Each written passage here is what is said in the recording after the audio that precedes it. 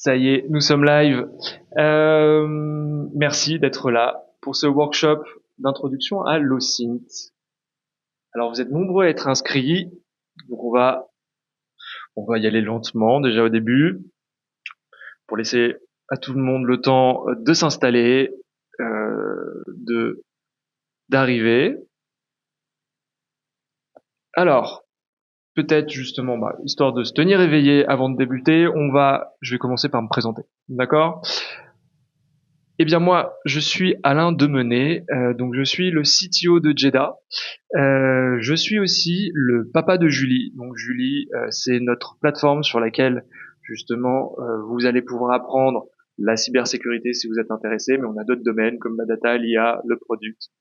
Donc tout ça, vous pouvez vous exercer sur notre plateforme Julie. Et je pratique le synth aussi en loisir depuis un certain nombre d'années.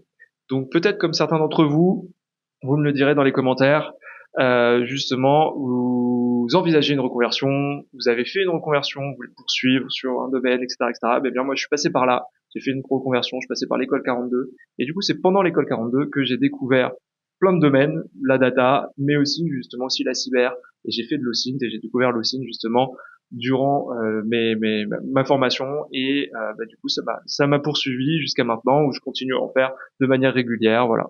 Donc je continue à pratiquer. Et donc aujourd'hui, on va parler justement d'OSINT. Alors je vous laisse un petit peu arriver, je vois que vous commentez. Je vais vous parler un petit peu de l'école. Donc Jeddah, on est la première école justement en tech, en IA, data, cyber et en product aussi aujourd'hui en Europe.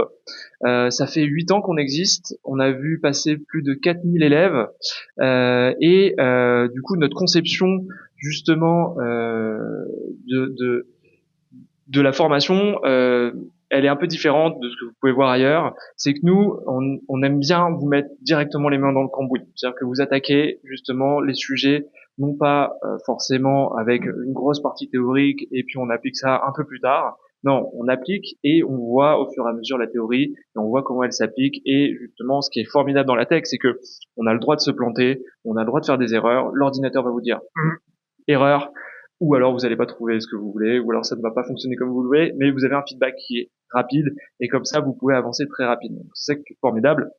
Et justement, donc, on peut pratiquer très vite. Et ce qu'on veut aussi vous montrer, c'est que justement, ces milieux de la tech, la data, l'IA, la cybersécurité, le product, tout ça, ce sont des choses qui sont à portée de vous. D'accord? Vous pouvez justement commencer. Il suffit à un moment donné de se dire, OK, j'en suis capable, je peux le faire. Et justement, ce workshop-là aujourd'hui, c'est pour vous montrer que le synth, vous pouvez déjà en faire. En fait, il y a des choses que vous pouvez déjà faire. C'est pas parce que vous ne savez pas coder que vous ne pouvez pas faire de synth. Et du coup, nous, on est là justement pour vous aider à passer ce cap-là, à aller justement vers ces formations, vers ces milieux qui peuvent paraître parfois un petit peu intimidants, parce qu'on se dit, bah voilà, j'ai pas les compétences, j'ai pas le background en mathématiques, j'ai pas le background en ci, j'ai pas fait ça, j'ai pas le diplôme d'ingénieur. Mais voilà, là, nous, on est là pour vous accompagner, pour vous aider justement à débuter tout ça. Alors, est-ce qu'il y a des petits commentaires? Très bien, je vois que vous êtes de plus en plus nombreux, c'est génial. Eh bien, on va pas tarder à débuter. Hop. Eh bien, je vais vous présenter rapidement le workshop. Donc, qu'est-ce que vous allez apprendre aujourd'hui avec moi? Donc, on va parler d'OSINT. Hop, et je vais switcher ici. On va parler justement de l'OSINT. Et le sous-titre, c'est maîtriser l'art de l'investigation en ligne. Donc, qu'est-ce que ça veut dire? Eh bien, ça veut dire qu'on va apprendre à aller chercher de la donnée, à faire ce qu'on appelle de l'intelligence, on définira ces termes plus tard, pour justement apprendre des choses sur une thématique qui nous intéresse. D'accord? Et vous allez voir que le fait d'avoir Internet aujourd'hui, ça nous a ouvert des portes énormes et il y a énormément d'informations qui circulent. Et beaucoup de ces informations-là, en fait, sont ouvertes. Elles sont disponibles à tout un chacun. Elles ne sont pas forcément protégées. D'ailleurs, ça peut être normal ou pas, on en parlera un petit peu plus tard, mais justement, toutes ces données-là, on peut aller les chercher. Ça nous permet d'avoir de l'information pour ensuite faire de l'intelligence, c'est-à-dire essayer de réfléchir, essayer de prendre des décisions éclairées sur un sujet qui nous intéresse. Et donc aujourd'hui, on va justement découvrir ce qu'est l'OSINT. Je vais vous illustrer tout ça avec une histoire qui va vous permettre, je pense, de bien comprendre ce qu'est l'OSINT et les différents, on va dire, sous-secteurs de l'OSINT. Ensuite, on parlera justement des outils d'OSINT, donc notamment d'un outil qu'on appelle le Google Dorking, qui va vous permettre d'essayer d'aller chercher des offres d'emploi très ciblées, justement pour essayer de faire en sorte de trouver l'offre qui vous correspond le mieux, et en tout cas celle à la limite qui permettra de faire la différence sur le marché du travail, parce que voilà, elle sera un peu cachée et que du coup on peut peut-être avoir plus d'opportunités si une offre, il y a moins de personnes qui postulent dessus. Et on verra aussi comment on peut préparer l'entretien d'embauche, justement en apprenant plus de choses sur l'entreprise dans laquelle on a postulé. Et donc là aussi, on verra un petit peu les différentes sources qu'on peut aller consulter là-dessus. Alors, j'attends encore, allez, quelques secondes, histoire que vous arriviez.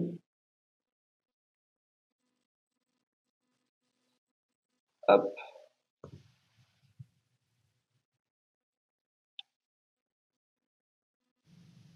Allez, on va se lancer. Cette fois, c'est parti.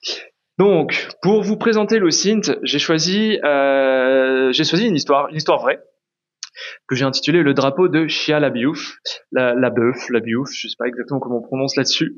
D'ailleurs, peut-être que certains prononcent OSINT, OSINT, OSINT, on s'en moque, d'accord? Le but c'est que on se comprenne. Alors moi je prononce OSINT parce que donc on va le définir après, mais c'est Open Source Intelligence, voilà. Mais voilà, vous pouvez le prononcer exactement comme vous le voulez. Le but c'est d'être compris par la personne avec qui vous parlez. Donc cette histoire débute justement en janvier 2017. C'est la première fois que Trump est élu. Et vous savez que voilà, ça va soulever soit de la joie chez certains et chez d'autres une certaine forme de tristesse, et notamment donc chez Alabieux notamment n'est pas très content justement de cette élection-là, et il va mettre en place donc chez Alabieux, qui est peut-être pour les personnes qui ne connaissent pas, est un acteur, un performeur, voilà, il fait justement aussi des œuvres d'art de performance. Et du coup, il va installer une caméra, donc il va diffuser un stream en continu, donc un live stream sur Internet, devant le Museum of Moving Image dans le Queens à New York. Et son but, ça va être voilà de tous les jours se mettre devant et de répéter son mantra He will not divide us. Et comme ça, voilà, il va tous les jours, il vient devant la caméra, et il invite les gens justement à venir aussi, à passer des messages, etc., etc. Et le stream est en continu, 24 heures sur 24. Il y a pas de léger différé. Enfin voilà, normalement, ça continue et c'est la performance.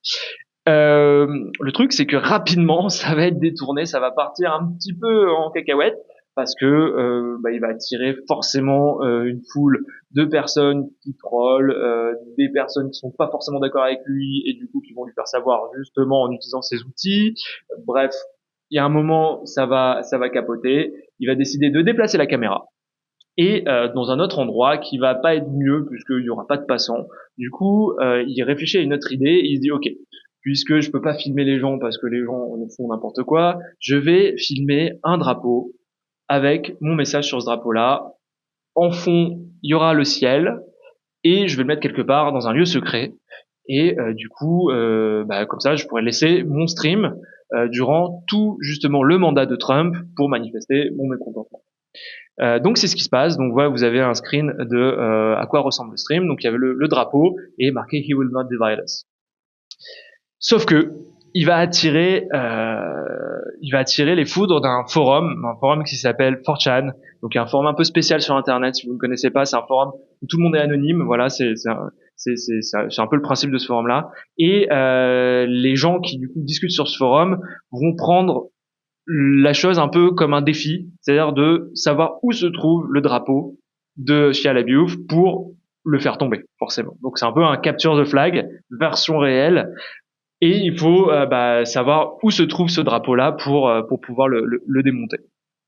Et donc ça va être tout le défi justement de cette communauté-là qui va donc une communauté on va dire plutôt donc de personnes diverses hein, avec différentes compétences, mais qui voilà qui est plutôt alignée sur le fait de troller. Voilà, donc il y a un peu cet esprit-là derrière. Mais ce qui est intéressant pour nous, c'est qu'ils vont s'appuyer sur des techniques de pointe en OSINT. C'est que du coup ils vont partir d'un stream, d'accord? Donc on a la vidéo et on a du son aussi dans cette vidéo. Et c'est tout.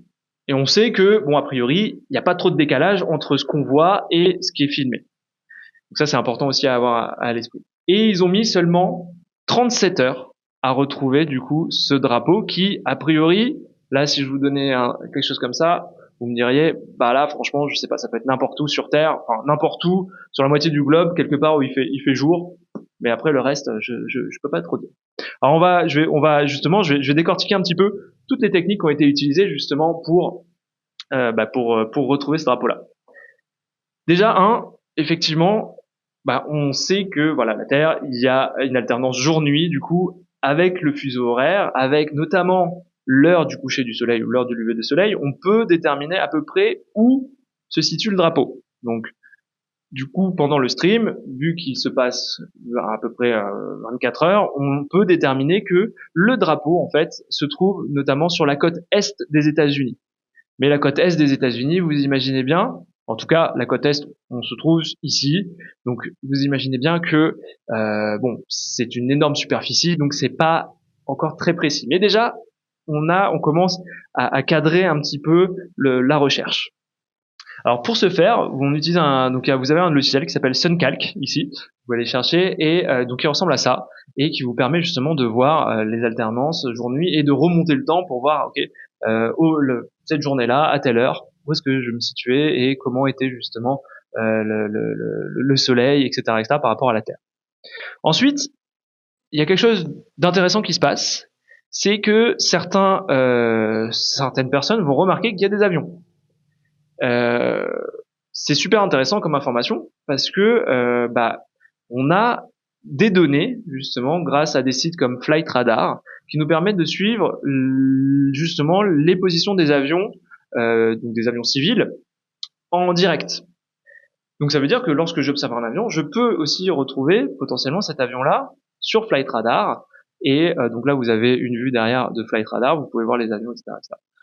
Sauf que, bon, au début, c'est un peu difficile. Si vous avez un seul avion, ça laisse beaucoup de solutions. Voilà, grosso modo, on peut regarder un peu n'importe où. Bon, il y a plein d'endroits où il y a un seul avion qui passe dans le ciel.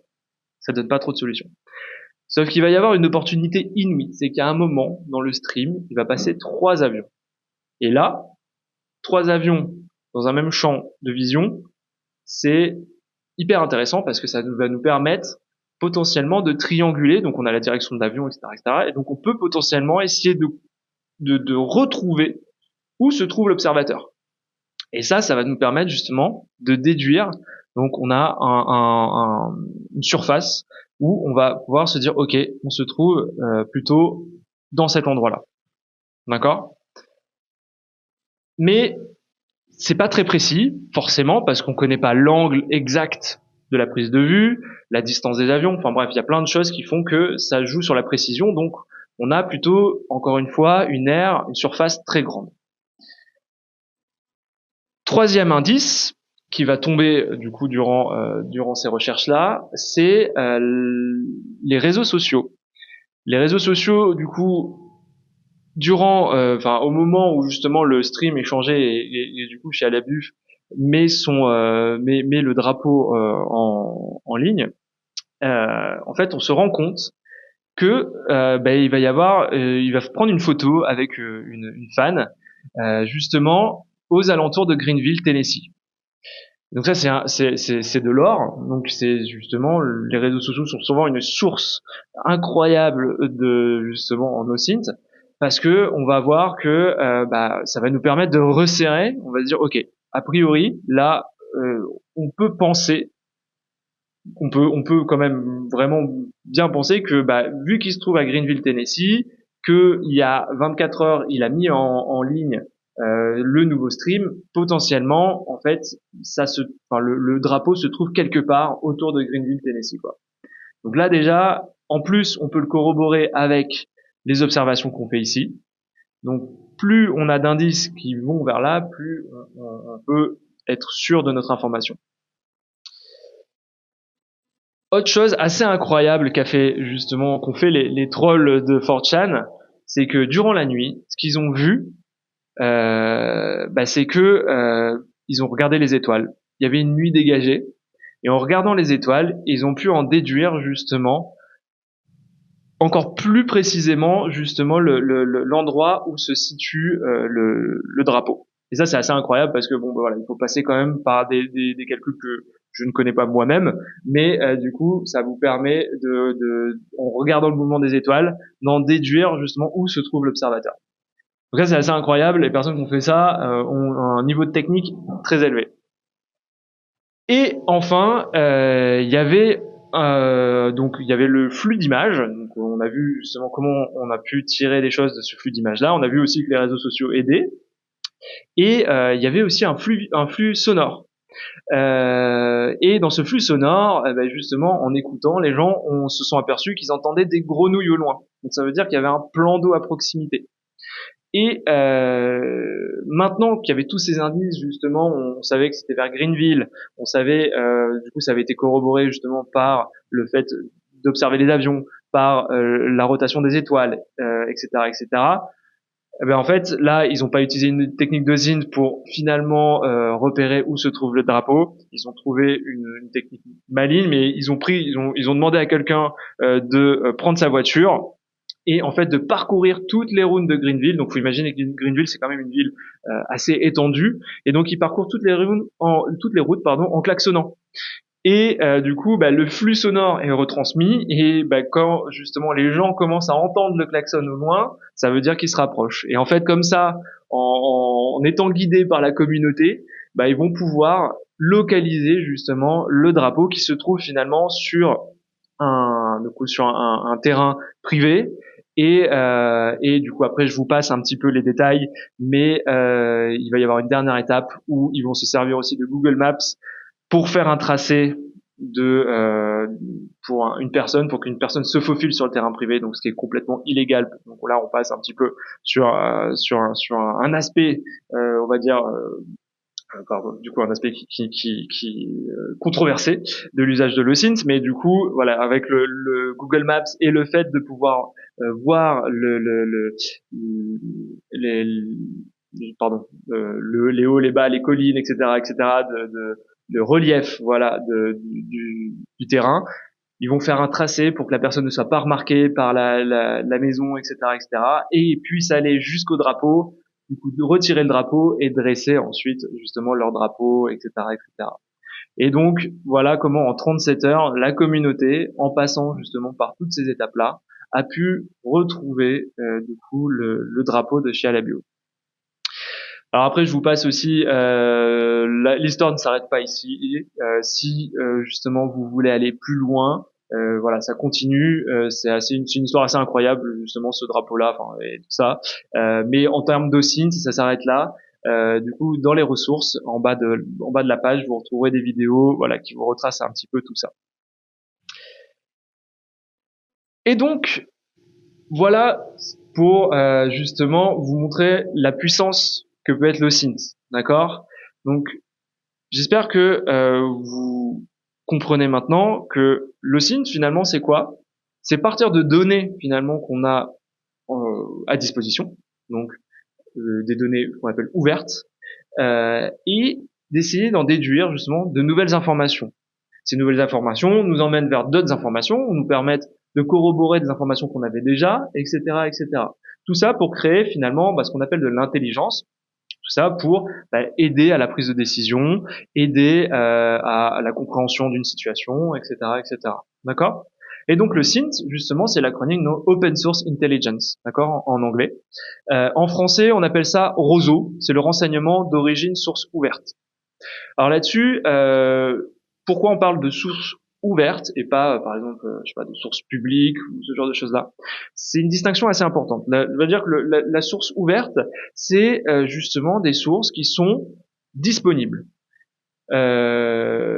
Et le truc, c'est que, enfin, normalement, justement, ces ressources-là, elles sont disponibles publiquement et normalement légalement, mais que parfois, justement, elles peuvent être disponibles, mais c'est pas légal, c'est-à-dire qu'elles devraient pas l'être. Du coup, elles sont normalement protégées justement par le droit d'auteur ou ce genre de choses-là. Mais du coup, c'est pas des sources ouvertes normalement, d'accord? On considère pas c'est des sources ouvertes, d'accord? Donc ça, normalement, dans le travail de l'OSINT, enfin de la personne qui fait de l'OSINT, ces sources-là, c'est pas des bonnes sources, c'est pas des sources. Alors ça peut être des bonnes sources d'information, mais c'est pas des sources légales sur lesquelles on peut s'appuyer pour ensuite justement, par exemple, faire remonter un certain nombre de choses sur une enquête. Donc ça, il faut faire attention justement. Donc on va parler un petit peu de l'aspect légal après. Et du coup, faire attention justement à quelle source on utilise, d'accord? Donc il y a cet aspect de quelle source on utilise et qu'est-ce qu'on en fait après, d'accord? Donc le SIN, c'est quoi? C'est le fait de collecter ces sources-là, de croiser, de les analyser et de pouvoir, enfin justement dans le but de pouvoir prendre une décision éclairée, d'accord? Alors un petit peu d'histoire, le SIN, ça remonte à quand? Alors moi, un peu dans mes recherches, un peu au fur et à mesure des années, je suis tombé sur plusieurs histoires. Alors après, a priori, elles sont vraies, hein, mais bon, c'est des histoires qui sont un peu intéressantes, mais enfin, en tout cas, qui montrent que finalement, l'intelligence en source ouverte, c'est quelque chose qui remonte déjà à même avant Internet, puisque justement, les Anglais, les Américains utilisaient les journaux, les émissions de radio durant la Seconde Guerre mondiale, pour faire du renseignement. D'accord? On pouvait, voilà, on prenait les journaux ennemis, les émissions de radio ennemies, on essayait voilà de capter un certain nombre d'informations comme ça. Donc ça permet de dresser, on va dire, une image et ça nous aide à une certaine compréhension. Il y a une anecdote rigolote justement que j'ai retenue, c'est que les Alliés surveillaient le prix des oranges à Paris.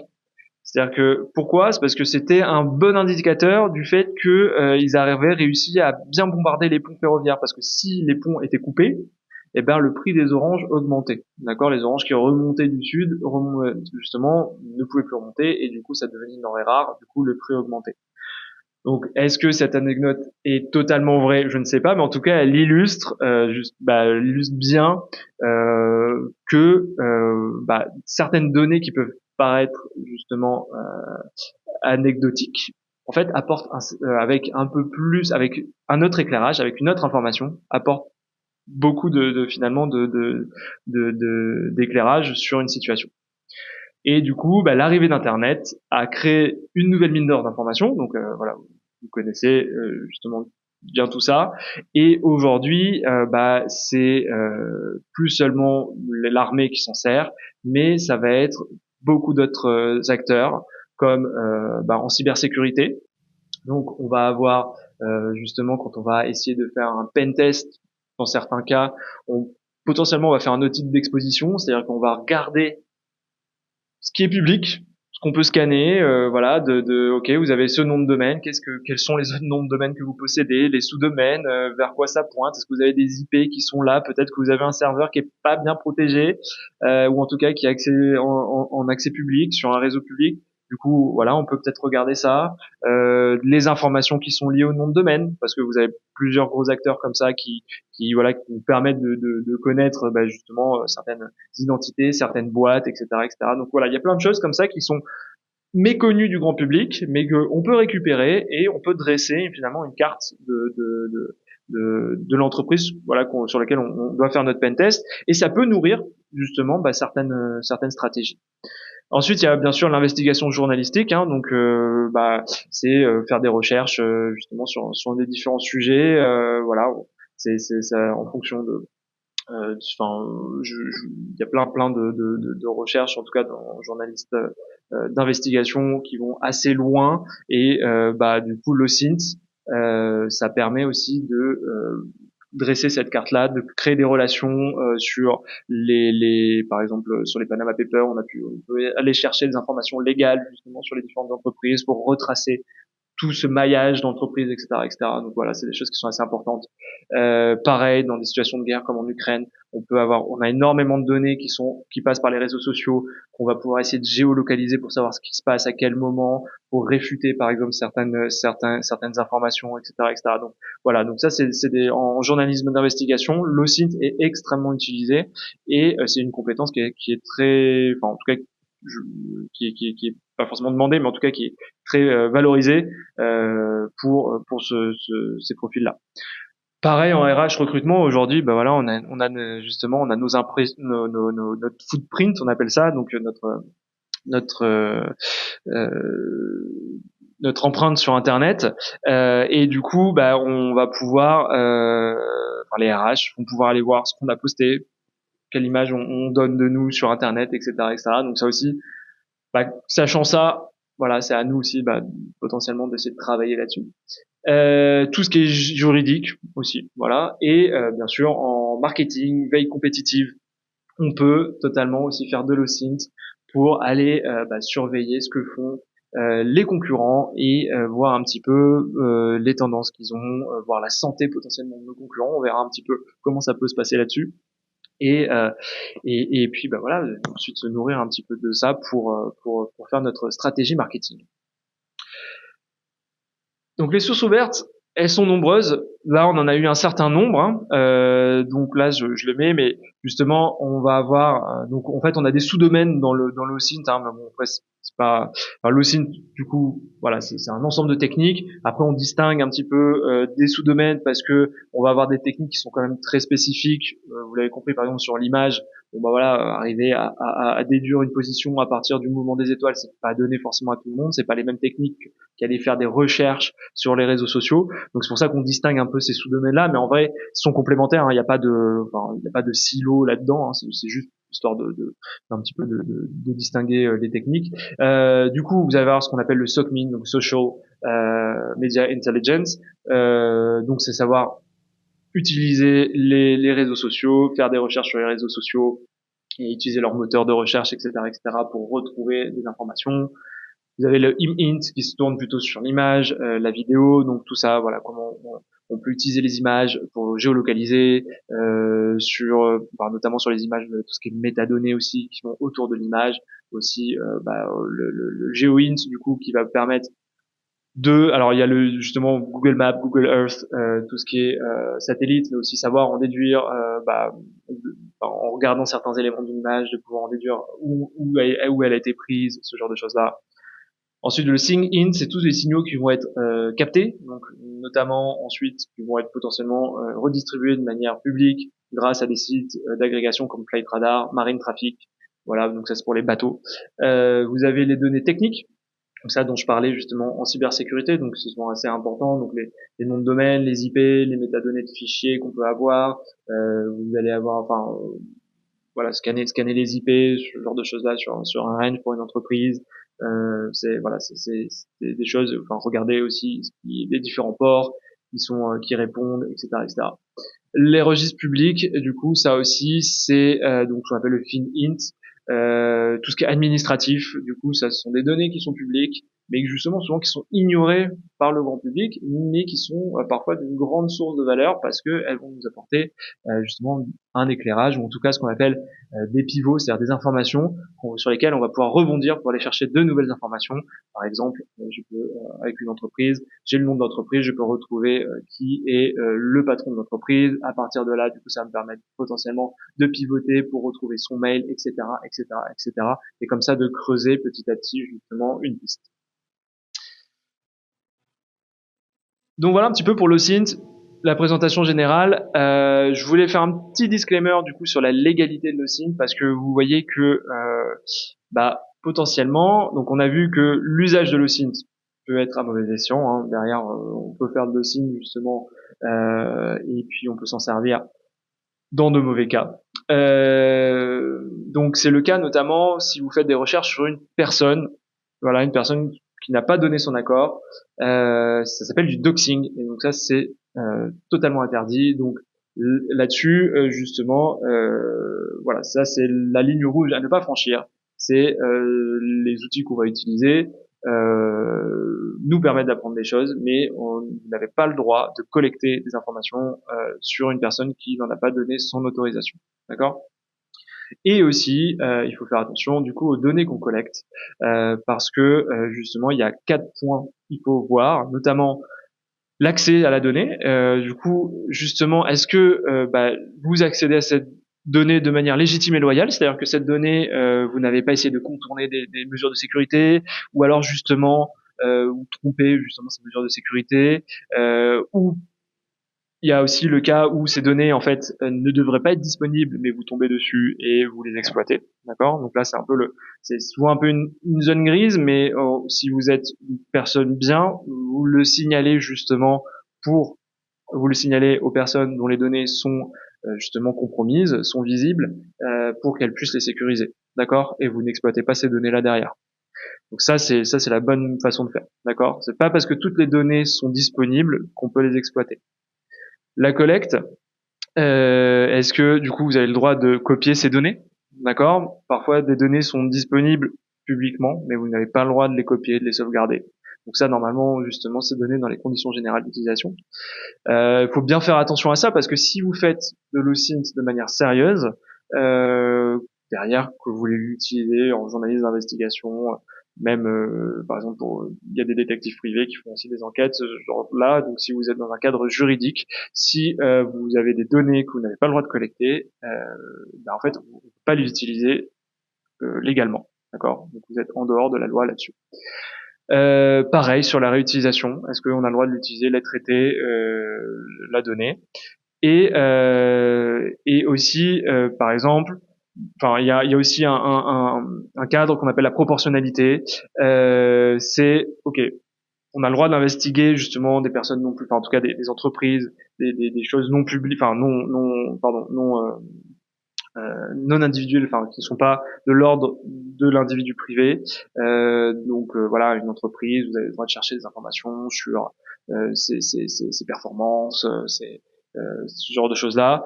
Par contre, quand vous commencez à surveiller un individu privé, justement, vous allez dans le doxing et là, vous commencez à passer la ligne rouge. D'accord?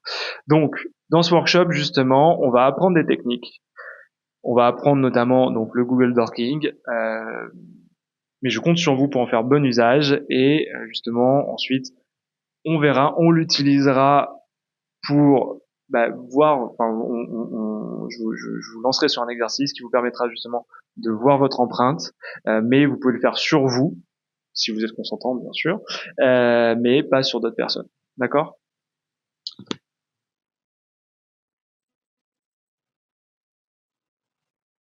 Eh bien, après cette introduction, ce que je vous propose, eh bien, c'est de mettre la main à la pâte.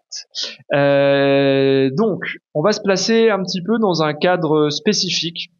Donc là, moi, ce que j'ai voulu faire, c'est j'ai voulu prendre les outils de l'OSINT et on va dire l'appliquer à un cas d'usage qui peut vous être pratique parce que je pense qu'il y en a un certain nombre d'entre vous soit qui sont en train de chercher du boulot, soit envisagent de changer de carrière et de trouver du boulot ailleurs. Et du coup, le but, ça va être justement de vous donner des techniques d'OSINT pour cibler le job de vos rêves, en tout cas cibler des offres d'emploi qui potentiellement sont cachées.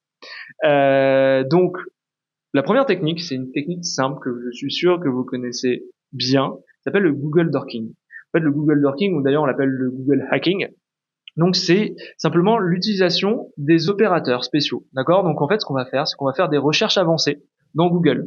Donc Google, pourquoi ça fonctionne bien? Parce que Google, vous savez que ils ont des scrappers, donc c'est des bots qui vont lire les pages, qui vont découper la page, qui vont indexer les informations qui se trouvent sur cette page, etc., etc.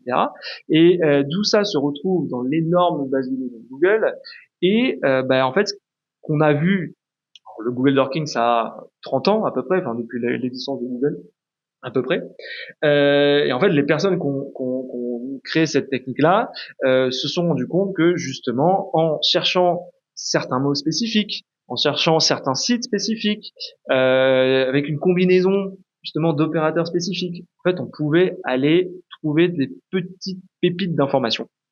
Alors à la base, c'est surtout ça a été surtout utilisé en cybersécurité, c'est-à-dire que on avait des sites internet qui justement étaient mal sécurisés et on pouvait retrouver leurs fichiers de configuration avec par exemple des mots de passe qui étaient leak à l'intérieur du fichier de configuration. D'accord. Donc c'est encore le cas peut-être aujourd'hui, même si il y a pas mal justement de sites, enfin en tout cas maintenant on va dire que les devs ont appris et du coup essaient de faire en sorte d'éviter ce genre de problème. Mais voilà, ça a été le cas pendant longtemps. En fait, on pouvait trouver des informations comme ça sur des sites et ça permettait à des personnes qui faisaient des pentests potentiellement de trouver en fait le Graal qui est souvent le mot de passe et pouvoir rentrer comme ça sur un CMS, pouvoir rentrer sur un blog et c'était une porte d'accès pour faire d'autres tests ensuite derrière. Euh, donc vous voyez que avec juste ces petits opérateurs-là, hein, qui sont insignifiants, encore une fois, ça revêt une puissance assez incroyable. Donc, comment on fait du Google Dorking? C'est très simple. Donc, vous avez des opérateurs. Donc là, je vous en ai cité plusieurs. Donc, site, deux points, ça va vous permettre de chercher dans un domaine précis.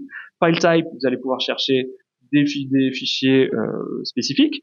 In title, in URL, vous allez pouvoir choisir, OK, est-ce que je veux un mot ou une suite de mots dans le titre ou plutôt dans l'URL. Avec les guillemets, là, du coup, c'est les guillemets. Quand vous mettez des guillemets autour d'une expression, ça va rechercher l'expression exacte. Le moins, ça vous permet d'exclure aussi des termes de la recherche, etc., etc. Alors moi, je vais vous faire la démo là sur Google, parce que voilà, c'est le moteur de recherche, on va dire, qui indexe le plus a priori de sites internet au monde. Mais n'hésitez pas, voilà, à changer de moteur de recherche, parce qu'ils n'ont pas tous la même façon d'indexer les sites internet, donc vous n'aurez pas forcément la même recherche. Donc ce qui est assez intéressant. Donc là, j'en ai cité plusieurs. Donc vous avez Bing, DuckDuckGo, donc qui s'appuie aussi sur Bing derrière, mais parfois il y a des variations. Yandex, du coup, qui est un moteur de recherche russe et qui est très efficace justement sur les photos. Brave Search ou Kagi. Ensuite, petite question, peut-être vous vous dites, ok, où se trouve la liste des opérateurs? Donc, je me suis posé moi-même la question, je suis allé voir, il n'y a pas de documentation officielle, a priori, de Google sur les opérateurs. Ça varie de temps en temps, au fur et à mesure des mises à jour. Il y a pas mal d'articles qui les recensent, donc là, je vous ai mis un lien vers un article, mais vous, voilà, vous pouvez faire vos recherches, vous prenez un article récent, et normalement, vous aurez la plupart des opérateurs à jour. Donc concrètement, à quoi ça ressemble? Eh bien, ça ressemble à ça. Voilà une recherche du coup avec les opérateurs. Donc ici, vous voyez que je vais faire une recherche sur Welcome to the Jungle. Donc il y a je sais pas si vous connaissez, mais du coup c'est un site qui va répertorier un certain nombre de startups notamment. Et je vais chercher le mot-clé data scientist, donc strictement ce mot-là, et télétravail. Donc hop, si je copie-colle cette recherche-là, je vais dans Google, hop, ça va me remonter toutes les offres avec data scientist, télétravail sur le site Welcome to the Jungle. D'accord? Donc ça déjà, voilà, c'est comme si j'avais fait une recherche pointée sur ce domaine-là. Ensuite, vous pouvez aussi mettre plusieurs sources, donc en utilisant l'opérateur OR. D'accord? Donc là, par exemple, je vais chercher sur lever.co et Greenhouse avec cybersecurity et junior pour chercher les offres en cybersécurité junior. Je peux aussi rechercher du coup in title, là vous avez l'exemple, je vais chercher nous recrutons, analyse SOC et sur LinkedIn. D'accord? Donc là-dessus, voilà, ce qu'il faut se dire, c'est que quand vous faites vos recherches, donc là c'est assez bateau, on va aller un peu plus loin, je vais vous montrer d'autres opérateurs intéressants, mais quand on fait de l'OSINT, c'est pas seulement savoir bien utiliser les outils, c'est aussi savoir penser, essayer de comprendre le système. On est dans cybersécurité, hein, on a la pensée hacker, out of the box. On essaye justement de se dire ok, comment là je cherche un job, comment je peux faire pour essayer de penser autrement, d'avoir une autre approche. Donc c'est ça aussi qui est important, c'est donc pour faire ça, pour avoir une autre approche, du coup c'est faut que je connaisse les mots-clés, il faut que je connaisse les sources d'informations, et il faut voilà essayer de réfléchir d'une manière un petit peu différente. Donc pour le moment, avançons un petit peu. Donc je peux limiter ma recherche justement en fonction de la date. D'accord, ça permet d'éviter notamment d'avoir les vieilles annonces qui finalement sont là depuis un moment et en fait qui ne recrutent plus. Donc là, vous pouvez mettre justement une date avec after et vous pouvez préciser la date. Donc là, bon, j'ai 2026. Hop. Donc je peux par exemple prendre plutôt 15, on va voir s'il y a eu des publications depuis, il y a eu des publications depuis. Donc là vous avez, ça c'est assez intéressant, les publications, il y a 20 heures, il y a 21 heures, il y a 4 jours, etc. etc. Ça c'est assez intéressant. Il y a aussi une option d'ailleurs sur Google, c'est quand vous cliquez sur les trois petits points, ils vous mettent justement un à propos de la source. Vous pouvez avoir il va vous faire des résumés. Euh, donc ça peut être, enfin vous pouvez avoir un certain nombre d'informations aussi intéressantes, de métadonnées vis-à-vis de la source là-dedans. D'accord. Donc parfois ça vaut le coup de regarder un petit peu ce que Google aussi tire directement comme information. Donc ça, on l'a déjà vu. Vous allez avoir aussi la possibilité d'utiliser l'opérateur logique AND. Donc vous allez pouvoir justement faire en sorte de rechercher data scientist hiring.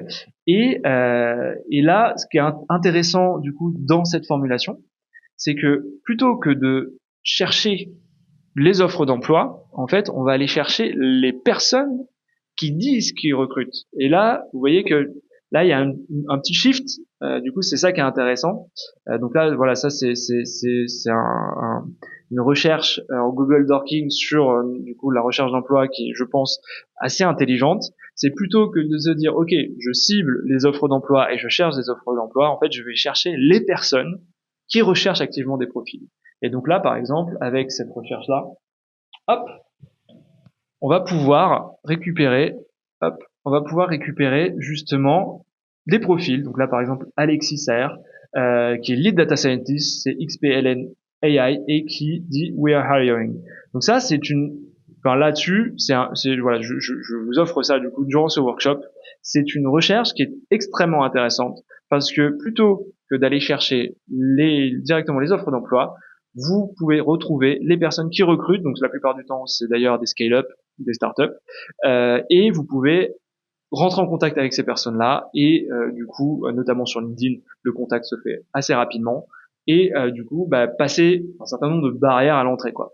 Donc ça, c'est vachement intéressant. Et puis vous savez que derrière, il y a du besoin potentiellement aussi. C'est des entreprises qui ont levé des fonds. Donc ça, c'est vachement intéressant pour vous.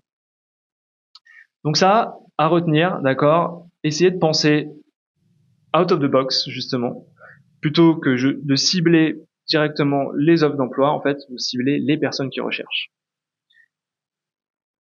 Peut-être vous poser la question, ok, comment trouver des mots-clés? Enfin voilà, c'est les mots-clés. Comment en fait, quand on fait de l'OSINT, je mets des mots-clés. Comment je sais où je me dirige? Eh ben là-dessus, quand on pratique l'OSINT, il y a beaucoup d'exploration. J'ai pas le nombre d'heures passées en exploration. J'ai de nombreuses heures à explorer plein de choses, à justement plein de cul-de-sac. En tout cas, des pistes qui ne donnent rien. C'est voilà, ça se compte sûrement en milliers d'heures parce que voilà, c'est ça aussi faire de l'OSINT, c'est chercher, tester, rater, prendre des notes, prendre beaucoup de notes justement et essayer de dire ok bon ça j'ai déjà exploré, ça j'ai pas exploré, essayer de retourner les choses, essayer de réfléchir sans arrêt là-dessus sur comment je peux faire une meilleure recherche, comment je peux arriver à mon objectif en utilisant ces outils-là. Aussi, il y a du coup bien sûr les IA aujourd'hui, donc n'hésitez pas à les utiliser à bon escient. Hein, ce sont des très bons outils. Donc pareil, vous pouvez lui demander de générer une liste de mots clés, vous pouvez tester ces mots clés là, etc., etc. Donc là-dessus, utilisez les outils modernes, il n'y a pas de souci. Ensuite, connaître les sites internet, c'est quand même vachement important parce que vous allez avoir, par exemple, certains sites qui vont être plus ciblés sur certains types d'entreprises que d'autres. Donc, par exemple, Lover et Greenhouse, justement, en fait, c'est plutôt enfin, en tout cas, elles sont moins connues en France. Donc, par exemple, vous savez que justement, ce qui va être posté ici, potentiellement, vous êtes peu nombreux à le voir, donc vous pouvez aller plus vite dessus, d'accord? Donc, c'est intéressant justement de voir un peu, d'aller chercher, bon ben voilà, des petites plateformes qui commencent à sortir du lot, ce genre de choses-là, voilà, et puis faire des recherches là-dessus, ça peut vous aider justement à cibler des jobs plus rapidement que les autres. Et comme je vous disais, du coup, donc là, j'ai montré un petit peu, là, je montre un exemple de recherche. Je me suis dit, ok, là, je prends une grosse boîte, Accenture, et je vais essayer de chercher justement le mot-clé carrière, careers, dans les PDF qui sont disponibles publiquement. Donc ça me remonte un certain nombre de choses, mais vous allez voir que la plupart du temps, en fait, c'est justement des cul-de-sac. D'accord? Donc les PDF, si tu veux bien charger, ce sont des transcriptions, des transcripts de réunions, ce genre de choses-là. D'ailleurs, on se demande pourquoi ils sont publics. Voilà, vidéo transcript, ce genre de choses-là. Mais du coup, bon, ça peut ne rien donner aussi, mais ça veut pas dire que la piste n'est pas intéressante. C'est juste que là, à ce moment-là, bon, ben, on n'a pas eu les bons mots-clés. En tout cas, on n'a pas su faire remonter une information intéressante. Pour ceux qui sont intéressés et du coup qui veulent voir un peu plus l'aspect cyber, je vous recommande de vous rendre sur ce site-là, ExploitDB, avec le Google Hacking Database. Hop, voilà, vous avez des sites comme ça, par exemple, vous avez des requêtes comme ça. Donc là, on va cibler GitHub et on va aussi cibler des phrases clés, justement, notamment la Begin OpenSSH Private Key, qui est en fait le début d'une private key, donc des gens qui auraient par inadvertance poussé des private keys. Voilà, si vous êtes un white hat, bien sûr, c'est pour débusquer ça, sachant que bon, aujourd'hui GitHub le fait très bien naturellement, ils ont des bots qui se chargent de faire ça, mais à l'époque, du coup, c'était un moyen, enfin voilà, de prévenir les gens qu'ils avaient poussé des informations confidentielles importantes, du coup, sur un repo public. Donc voilà, donc si vous cherchez un petit peu d'inspiration, vous pouvez aller voir cette base de données là, qui est vachement intéressante à étudier. Maintenant, vous avez trouvé votre job, vous êtes justement bien préparé, et enfin vous voulez bien vous préparer, et vous voulez en connaître un petit peu plus justement sur la boîte. Donc là, ce que je vais vous montrer, ce sont des sites donc qui sont pour la plupart payants, mais qui ont une option gratuite. Donc voilà, vous pouvez vous créer un compte et puis vous balader un petit peu dessus. Faut savoir qu'en OSINT, donc on utilise des services comme ça. Donc je vous avais vu par exemple Flight Radar aussi, des services qui font de l'agrégation. Il y a pas mal de services qui sont payants. Donc en fonction de vos besoins, par exemple, vous pouvez aller justement souscrire à certains de ces services-là. Mais il y a aussi quand même une large majorité de services qui sont disponibles gratuitement et qui sont maintenus par une communauté voilà qui est active de développeurs et de passionnés. Sauf que ce sont des outils souvent qui demandent d'avoir déjà quelques connaissances en code. Donc c'est pour ça que je les présente pas ici et que je me suis attardé plutôt sur justement ces sites internet qui voilà permettent déjà d'avoir pas mal d'informations assez intéressantes. D'accord? Donc déjà, par exemple, imaginons que voilà vous vouliez avoir le bon contact dans une boîte. En fait, vous allez avoir des sites comme Hunter.io qui en fait vont aller scraper eux-mêmes plein de données. Donc là, par exemple, si moi, je recherche JEDA, hop, y arriver. Voilà, JEDA Bootcamp. Je peux donc faire une recherche et ils ont pas mal d'informations déjà disponibles et notamment ils ont pu en déduire bah, les les les postes. On a des contacts, d'accord. Donc tout ça, ce sont des informations en fait qui sont publiques et qui vont être récupérées et simplement agrégées sur cette plateforme-là, d'accord.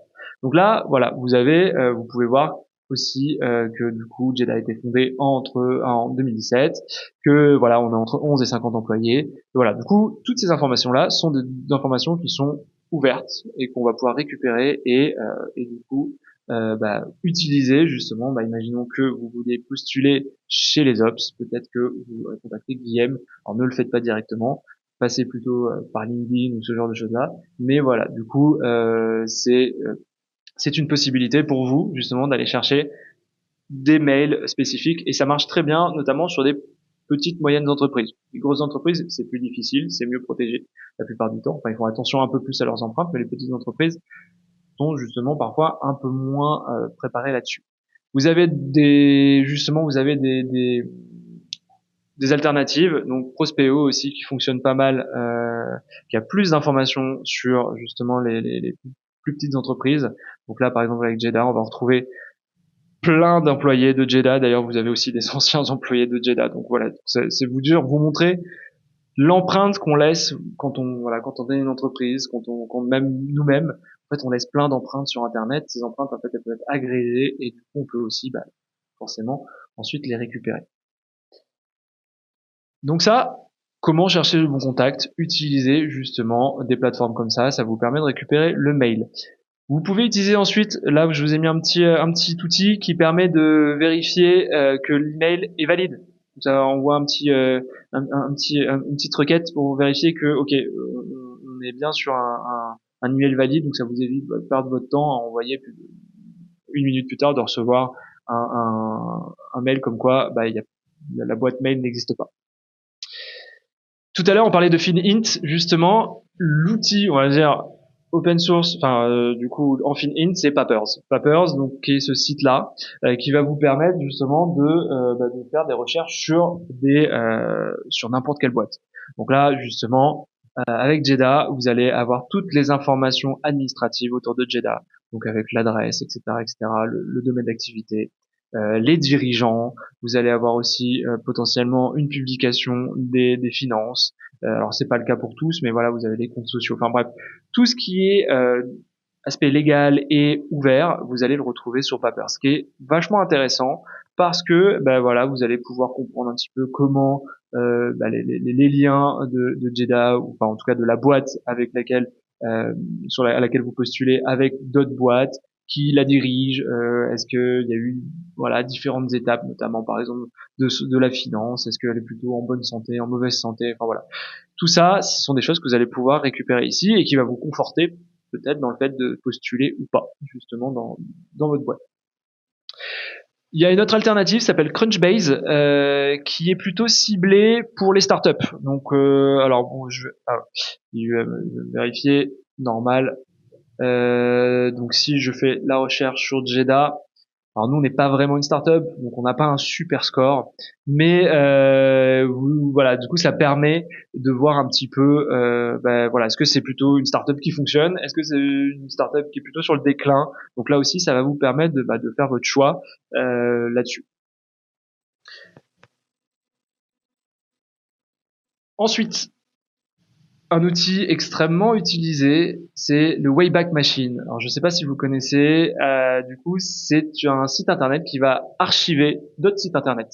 Ça depuis 1996. Donc vous voyez qu'on peut remonter très très loin, et c'est vachement intéressant parce que notamment par exemple on parlait de veille, de veille concurrentielle. La Wayback Machine va permettre de voir un peu l'évolution d'un site institutionnel par exemple, et de voir le positionnement, la communication, comment ils s'adressaient à leur cible en 2018, etc., etc. Donc on peut faire ça sur Jeddah justement. Donc, par exemple, je vais prendre donc là, vous voyez, le site de Jeddah aujourd'hui ressemble à ça. Je prends l'URL, je viens la coller ici, hop, et voilà, vous voyez là, ici, c'est tous les snapshots qui ont été pris. Donc là, si je remonte, hop, au plus ancien, et je vois que là, il y a eu, du coup, un snapshot qui a été pris, hop, pardon, on va prendre vraiment le plus ancien, donc le 29 novembre 2018, ou quelque chose comme ça. Et voilà à quoi ressemblait le site à l'époque. Et donc vous voyez, c'est un outil qui est vraiment incroyable parce que notamment on a le texte, on a la communication, on a l'aspect. Alors bon, les images sont parfois compressées parce que pour des raisons logiques, quand on commence à archiver le web, ça fait beaucoup d'informations. Mais voilà, du coup, vous pouvez voir un petit peu toutes les évolutions. Et donc ça, quand vous faites notamment de la recherche, quand vous faites de l'OSINT, quand vous faites de l'investigation, c'est un outil qui est extrêmement utilisé, vraiment très utilisé, pour retrouver justement des données qu'on aurait voulu effacer, mais qui parfois justement sont sauvegardées sur ce genre de site-là. Voilà. Donc à vous aussi, du coup, potentiellement, justement, ça peut être intéressant si vous aviez un Skyblog, ce genre de choses-là, tout cas des blogs, peut-être que voilà, c'est des choses, des traces qu'on laisse parfois à notre insu et du coup à vérifier. Dernière étape, et après je vais conclure, c'est pour les plus techniques d'entre vous, donc ceux qui se destinent peut-être à plus enfin, la cyber vraiment un peu plus poussée et pourquoi pas le développement, vous avez un plugin très intéressant qui s'appelle Wappleizer, donc que j'ai installé ici et qui vient en fait simplement analyser les fichiers qui sont chargés dans le navigateur. Donc je vais pas vous faire un cours d'informatique tout de suite. Si vous vous intéressez, n'hésitez pas justement à vous rendre sur la plateforme Julie et à suivre nos cours gratuits. Mais donc, quand vous allez sur un site internet, en fait, ce sont des fichiers, d'accord, qui sont visibles. Hein, on peut les ouvrir et les lire. Et ces fichiers renferment un certain nombre d'informations, un certain nombre de motifs, de patterns qu'on peut déduire enfin, pour lesquels on peut déduire des informations. Et justement, Wappleizer va lire ça et va en déduire bah, quel framework est utilisé, quel CMS, est-ce que qu'on utilise des frameworks de marketing, voilà, est-ce qu'il y a des trackers, ce genre de choses là. Et donc là dans du coup dans le screen, je l'ai fait sur Jeda.co et donc hop, voilà, il détecte pas. Bon, bah voilà, parfois ça ne fonctionne pas. C'est les aléas du direct. Bon, ça a fonctionné sur le screen. Donc là, on peut voir que sur notre site institutionnel, on utilise Jeda.co. Et là, sur le site sur lequel je suis actuellement, que je vais vous présenter juste après, qui s'appelle Julie, eh bien, vous voyez que on utilise la stack, notamment React avec Next.js. Voilà. Donc ça donne pas mal d'informations techniques assez intéressantes. Parce que voilà, ça permet de se dire, ok, bon ben voilà, on a construit du coup Julie avec Next.js, donc il y a un framework qui se base sur React, et ça vous permet potentiellement de pratiquer un peu plus pour vous préparer à l'entretien si besoin. Voilà. Il y a d'autres techniques aussi qui sont d'aller chercher les comptes publics sur GitHub, essayer de voir voilà les langages qui sont utilisés, etc., etc. Donc avec ça, avec rien que ces 4 étapes-là, déjà, vous pouvez en apprendre énormément justement sur les données ouvertes sur une entreprise et préparer un peu plus sereinement votre entretien. Alors je regarde, hop, rapidement. Ouais, vous êtes toujours nombreux, donc merci beaucoup de me suivre jusque-là. Je vais conclure. Du coup, pour aller plus loin, donc si on a vu justement le Google Dorking, on a vu des outils d'agrégation de données sur notamment les entreprises. Maintenant, voilà, comme je vous l'ai présenté au début, bah, l'OSINT, voilà, il y a plein de domaines différents. Ça évolue d'ailleurs énormément avec l'IA. Aujourd'hui, l'IA s'introduit beaucoup dans le traitement de la donnée, puisque bah, vous comprenez que la difficulté qu'on a en OSINT, c'est qu'on récupère énormément d'informations, qu'il faut traiter cette information, potentiellement la trier, la filtrer, voir est-ce qu'elle est importante ou pas. Les IA génératives permettent de faire un certain nombre de choses là-dessus, déjà, qui sont vachement importantes. Puis, bien sûr, il y a d'autres technologies, hein, il n'y a pas que l'IA générative, il y a des technologies notamment en vision, voilà, pour permettre d'interpréter des images, ce genre de choses-là qui se développent, qui sont vachement intéressantes. Donc l'IA impacte énormément ça. Il y a de plus en plus du coup de services autour de l'IA. Et comme je vous le disais aussi, bah, le SYN c'est pas mal d'outils aussi open source. Donc open source, je veux dire maintenu par la communauté, mais parfois bah, un peu moins user friendly. Donc ça demande bah, d'apprendre un petit peu à coder, c'est mieux. C'est pas obligé, c'est pas obligatoire, mais il faut être un peu à l'aise avec la ligne de commande notamment. Donc voilà, le terminal, ce genre de choses là. Donc là, je vous ai mis un certain nombre d'outils qui peuvent être intéressants pour aller plus loin. Donc notamment GeoInfer, pour lequel vous allez donner une photo ou une vidéo et qui va vous retrouver exactement où se trouve justement, enfin où a été pris la photo, où a été pris la vidéo. Et donc ça se base justement, c'est un des derniers outils assez impressionnants en termes d'IA. Enfin, que ça se base sur de l'IA pour retrouver où a été prise la photo. Et ça se base pas sur les métadonnées, d'accord? Donc les métadonnées sont des choses quand vous prenez une photo avec votre téléphone, si vous avez le GPS allumé, il peut prendre les coordonnées GPS, etc., etc. C'est pas le cas ici. Il en déduit justement avec toutes les sources qu'il connaît le lieu où a été pris la photo. Donc ça c'est assez impressionnant en termes de nouveaux projets. Vous avez un moteur aussi de recherche qui s'appelle Intellix. Donc ça, c'est un, un vieil outil où on va essayer justement, enfin, on va répertorier, on va indexer un certain nombre d'informations directement, des informations d'OSINT, donc parce que souvent en OSINT on va aller chercher les emails, les IP, justement, par exemple si on a des adresses Bitcoin, après ça dépend un peu dans quel secteur on travaille, mais du coup ça ce sont des informations qui sont assez intéressantes puisqu'on appelle ça des pivots, donc c'est des informations sur lesquelles on rebondit pour aller chercher d'autres informations, etc., etc. Donc, c'est voilà, du coup ça c'est plus tourné vraiment pour faire de l'investigation OSINT. Pareil sur OSINT Industries, justement, à partir d'un mail, à partir d'un numéro de téléphone. Du coup, ce service-là va vous permettre va agréger un certain nombre de données. Donc, on va aller chercher les comptes sur lesquels vous êtes inscrit, etc., etc. Donc ça, ça fonctionne très bien justement pour l'investigation. Et on va dire l'outil de référence justement, si vous voulez vraiment faire de l'OSINT et que voilà c'est quelque chose qui vous passionne, enfin que vous prenez de passion pour ça, c'est Maltego. Donc Maltego qui donc a une plein d'options payantes, mais en fait ce qui est intéressant pour nous c'est Maltego Graph. Et en fait vous voyez c'est quelque chose qui va vous qui va créer un graphe où on va pouvoir mettre toutes les informations qu'on a récoltées et on va pouvoir les linker les unes aux autres et essayer de voir justement comment j'ai un username, est-ce que ce username il me permet de faire basculer sur une plateforme, etc., etc. Donc de lier toutes les informations qu'on a créées entre elles et pour pouvoir avoir une meilleure lecture. Là, on a une lecture visuelle qui est vachement intéressante parce que quand on prend des notes forcément sous forme de texte, les motifs, les patterns ne ressortent pas forcément et on a du mal à faire les liens entre justement les pivots, donc l'email, le username, ce genre de choses-là, et d'autres informations.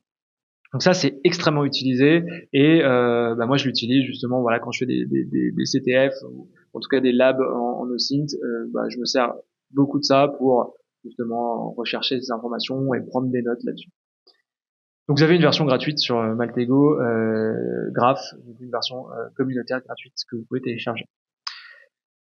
Si vous voulez aller encore plus loin, il y a bien plein de sites qui recensent justement des frameworks de signes. Donc là, vous en avez un avec plein d'outils, mais sur plein de choses. Voilà, je ne vais pas tous les faire, mais vous pouvez aller voir. C'est impressionnant et d'ailleurs ça bouge énormément. Et vous avez aussi des communautés, dont la communauté OSINT FR, qui est une belle communauté que je vous invite à aller voir et qui propose plein d'outils justement et qui vous aussi propose de se rejoindre sur Discord. Enfin voilà, vous allez avoir plein de communautés d'ailleurs dans le site, sur Discord, sur X la plupart du temps, sur Blue Sky aussi. Du coup, n'hésitez pas si ça vous intéresse, à aller voir ces communautés-là et à pratiquer. Voilà, vous pouvez mettre petit à petit vos compétences aussi au service de certaines associations, des associations notamment en journalisme, d'investigation, ce genre de choses-là. Donc voilà, si c'est vraiment des choses qui vous intéressent, bien vous pouvez pratiquer et développer vos compétences comme ça. Moi c'est comme ça que je fais quand j'ai un peu de temps. J'essaye de faire soit des CTF parce que j'ai un petit peu de temps, mais aussi le faire dans un autre cadre, c'est vachement intéressant. Voilà pour ma présentation. Maintenant je vais du coup vous dire deux mots sur la plateforme Julie. Donc depuis tout à l'heure je vous montre justement, je vous partage le workshop qui a été écrit, qui se trouve sur la plateforme Julie, sur laquelle vous pouvez vous inscrire, sur laquelle vous retrouverez justement toutes les informations que je vous ai données, les liens, tout ça.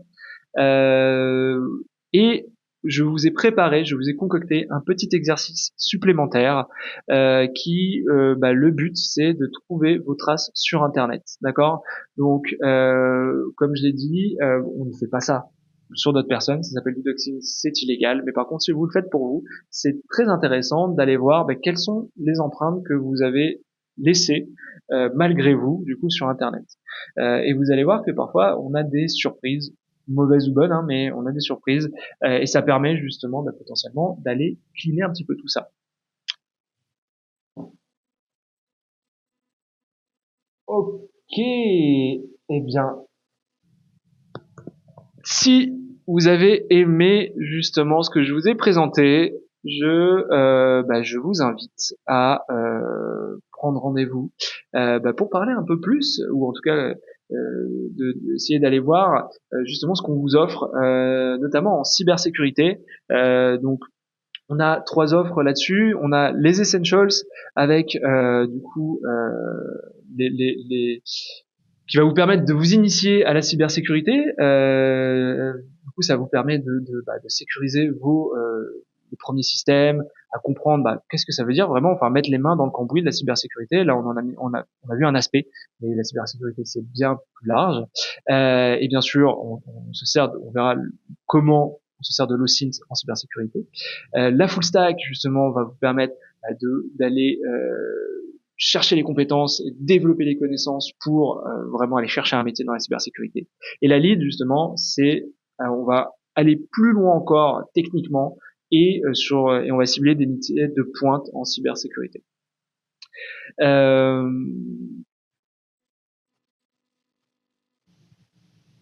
donc, on perd pas aussi, enfin, on a aussi d'autres offres, pardon. Je regarde un petit peu les messages qui tombent. Vous êtes nombreux, du coup, à envoyer des questions. Merci beaucoup. Je pense pas avoir, je vais pas avoir le temps de répondre à tout, mais du coup, en tout cas, merci pour toutes ces interactions. Euh, Du coup, on a aussi d'autres offres, ce qu'on appelle les formations skills, donc qui se déclinent aussi dans nos différents domaines, et notamment en cybersécurité. On a une offre du coup qui vous permet de comprendre et de maîtriser justement la norme ISO 27001 pour aller chercher, enfin, passer la certification Lead Implementer et Auditor. Donc, il vous permet ensuite de justement faire en sorte de faire passer ces ISO à des entreprises. Eh bien, je pense que on a fait le tour. N'hésitez pas à visiter jeda.co. Vous allez avoir tous les détails de nos formations. Vous pouvez prendre rendez-vous justement avec nos équipes d'admission. Si vous avez des questions, si vous souhaitez justement avoir plus d'informations, n'hésitez pas. Parler à des personnes en concret, ça fait plaisir. Donc n'hésitez pas. Participez aussi à nos journées portes ouvertes. Donc c'est tous les jeudis à 18h et vous pouvez poser vos questions à ce moment-là.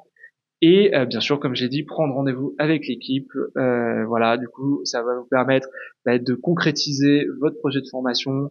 Bien sûr, avec tout ce qui va derrière, les financements, la constitution du dossier. On vous accompagne de A à Z. Voilà, c'est notre métier et du coup, on vous aide là-dessus. Je vous souhaite du coup un agréable moment. Profitez bien, utilisez les outils de Synth à bon escient. Et puis, je vous dis à bientôt.